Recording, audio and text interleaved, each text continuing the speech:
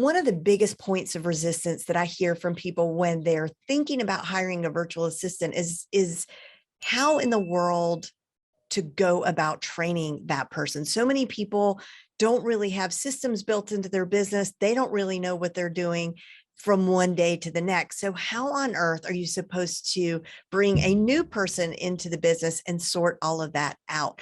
Soon as you think about it, you might just say, later, let me just table that until later. But at some point, we got to face the music and address it. And you'll be happy to know that it is not as complicated as you may think it is. Before I go any further, let me make sure and point out jenlehner.com/VA resources. There's a ton of materials there to help you in your search and training and day-to-day operations with a virtual assistant.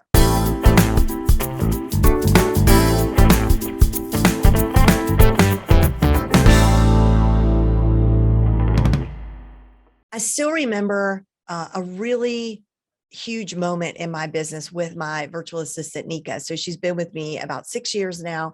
And this was very early on. And we were chatting about my website and she referred to it as our website.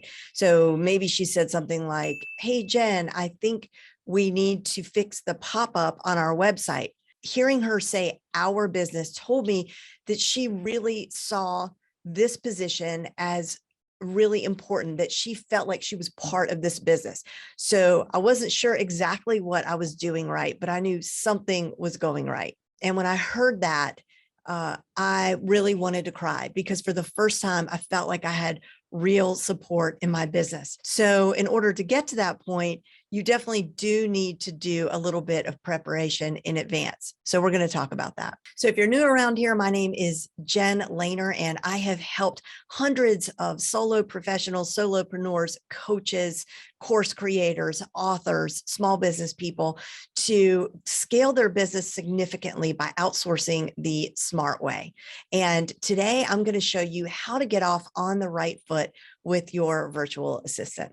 Number one, upon hiring, you want to have an agreement. Now, the truth is, if you're hiring somebody from the Philippines, this agreement, contractually, legally speaking, isn't worth a lot. I mean, because if somebody violates the agreement, what are you going to do, right? Like they're in the Philippines, you're not going to go to court.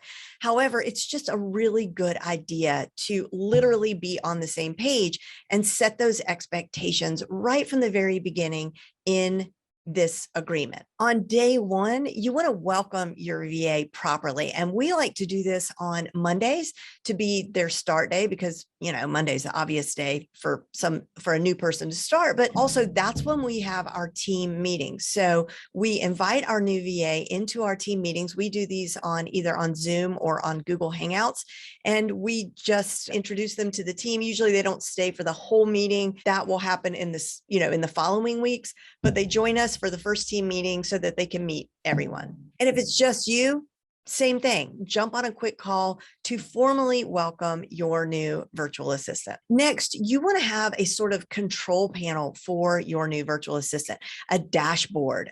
It basically, what this is some place where you can collaborate. And if you've been following my channel for a while, you know that I'm a huge fan of Trello, but you could do this on a Google Doc. You could do this in Google Drive. You could do this in Asana. It really doesn't matter. You just want to choose a tool that allows you to collaborate and put stuff up into the cloud. So we like to use a Trello board that welcomes the new VA. So when they land on the Trello board, they're going to see start here. And at that point, they're going to see a welcome message. Then it's a good idea to have another video that takes them on a tour of your business. So even if, let's say you're not a virtual business, let's say you have an actual brick and mortar store, you can get your iPhone and just walk around your store and say, this is our front door. This is our break room. This is how we open the register, show them around. Same thing for a virtual business. You would record your screen. I'm going to show you how to do that in a minute. You record your screen and you could say, these are all of our products. This is our YouTube channel. This is our Facebook page. So take them on a tour of all the things. And then I like having a video that is more, it goes a little deeper into What are your goals? What is your culture? What are your beliefs? What does success look like in your business? What are you trying to project to your audience? We go as far as to say things like, our brand is very polished. We don't like things to look fussy. So we talk about the physical look of our brand. We share our branding, our brand board, our colors, our logos, our fonts, but we also say that we want to be perceived by our audience as no fluff, as reliable, as fun, that sort of thing, lighthearted, but trustworthy, that we expect excellence. So that means we strive to have, no typos, and so on and so forth. But so what is it? This gives you an opportunity to really pause for a moment and think about like, what is your why? What do you want to accomplish? What is your vibe like in your business? What are you trying to convey? Well, how do you want people to feel when they interact with your brand? These are all wonderful things to put into a video welcoming your new virtual assistant. And by the way, this doesn't have to be a fancy video. This doesn't have to be edited in any way. Doesn't have to have an intro and an outro. You're just going to use this tool that I'm going to show you next. Hello, down here in the corner. This is kind of meta because this is a Loom video. I'm using Loom to create a video about Loom.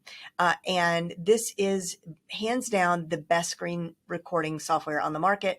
I could say that confidently because I have tried them all. They do have a free version that you can use to try out, but this is basically how it works. So you'll see like this little blue star up in the corner. When you click on that, it begins recording your screen, or you can have it record just your face, in which case, like my face would be the only thing that you would see on the screen. It would be real big on the screen, or you could do your face and the screen, which is of course what we're doing right now. And we can even like move this little doohickey around now. And over the years, they've added so many cool features to Loom. I'm not going to go into it, but bottom line is wonderful tool to use to not just welcome your VA, but to communicate with your VA every day. We use Loom often. So this is what you would use to record, to give your VA a tour of your business, your Google Drive, whatever it is they need to see, and also to welcome them into your business and to tell them about the culture of your business and to set expectations and all that good stuff. Next step is to identify any tasks that you do in your business currently on a daily basis, a weekly basis, a monthly basis, quarterly basis, and randomly, like just every so often. Okay. Start to look at all the tasks in your business and separate them out in that fashion. What do you do every day? What do you do every week?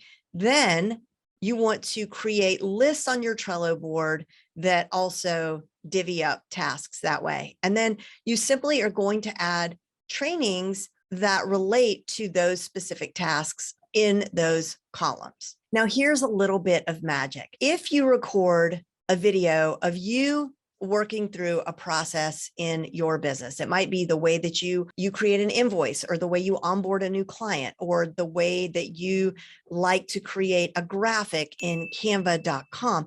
It could be any of that.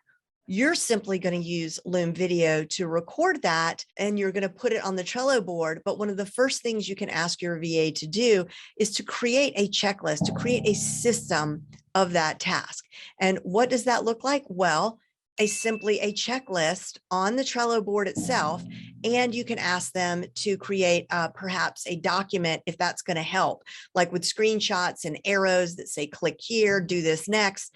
Because now, not only does your VA know how to do this task, but your VA has created a system so that the next person who comes into your business will have access to and can do the task without you having to show them how to do the task.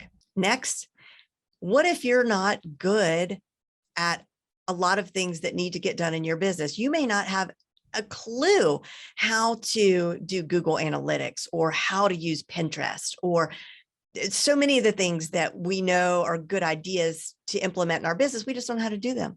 Well, guess what? You don't have to know how to do them to train a virtual assistant.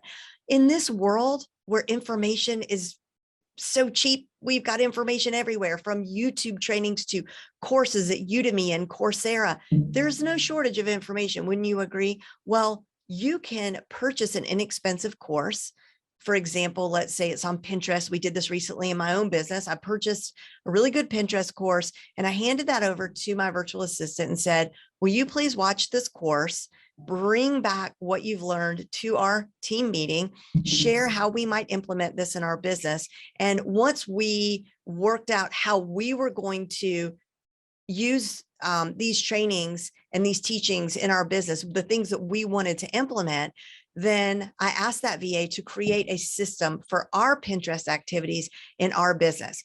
I have absolutely nothing to do with it. And our Pinterest activity is solid. Everything we're doing on Pinterest, we have a plan. Our Pinterest audience is growing, and I didn't have to teach it. My last tip is to consider scheduling a half day or full VIP day with your virtual assistant.